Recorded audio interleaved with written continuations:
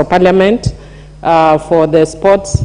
May the Parliament send them every 3 months, because Parliament has become very exciting today. Even when you are waiting for long, it's okay, because we are few and it's very exciting. So may Parliament form the habit of sending more members for sports every 3 months.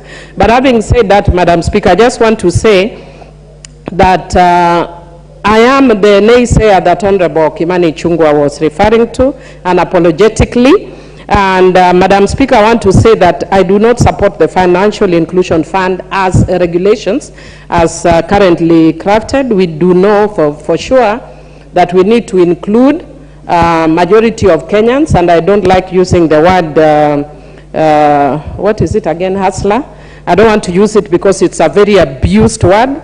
I'm a person that most of my life I've worked on the issue of inclusion, and I think this is a fund that is being used to abuse that category of persons.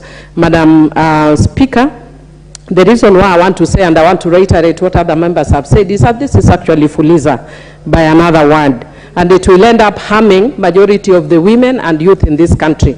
Madam Speaker, if you are saying that you are giving 500 Kenya shillings, and out of these 500 Kenya shillings, there's an amount that is automatically removed, and then you have 8% again removed, what the hell are you remaining with, Madam Speaker? Even this money is not even enough to purchase the fund that it should be receiving this money. Even if you are talking about Mulika Mwizi, you cannot even buy that fund to even receive this money. So this is actually, if you ask me, a cash cow that some people are trying to use to steal money from Kenyans.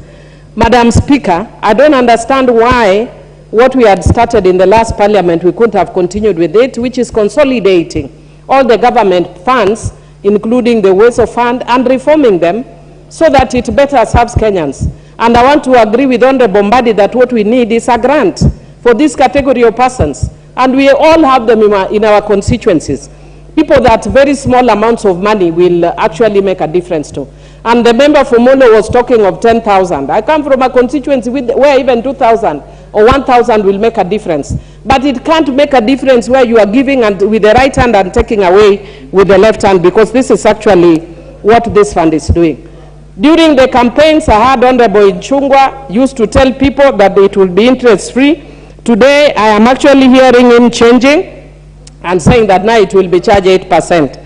Madam Speaker, I'd also just want to indicate that there is also a constitutional issue that you cannot force Kenyans to save. Madam Speaker, people save voluntarily. In fact, I was speaking with one of the members here, and he was saying informally, I don't want to mention who, that he said Kenyans can only save involuntarily, yet he's a supporter of this fund. How can you force people to save? That is unconstitutional. You can't force people to save. If you want to give people money, give them money without forcing them to save. And when you are taking little money from people here and there, 500 shillings here and there, how sure, where will these people have the energy, the time, the resources to chase their 150 shillings that has been saved? The money they will use in terms of the credit that they will be used, that's too much money. Madam Speaker, in concluding, I want to say this, and I want to quote one of the members that I saw online, which is to raise an issue of cohesiveness in terms of government policy. And I want to quote somebody called Sankei Saitoti, who said today, there is something with this KK government. A ban is imposed by the Ministry of Interior. It's being lifted by Public Service Minister. The Trade CS is talking of maize, while the CS of Agriculture is silent. The Sports Minister is commissioning exams, while Kenya Sevens are doing fundraisers. Clowns all over. Madam Speaker, I think before we get into here where we're actually trying to come up with regulations and all, can this government first have cohesion in terms of its own policy and in terms of the work of the CSS? You can't just have people jumping up like popcorn, the CS minister talking about the CS for labor talking about sports, the one for sports. Very soon we'll be hearing another CS that is not in charge of this fund talking to us about this fund and saying their own things. So I want to encourage Ichungwa, and I want to tell you that I'm glad to learn that Honorable Mbadi is your senior.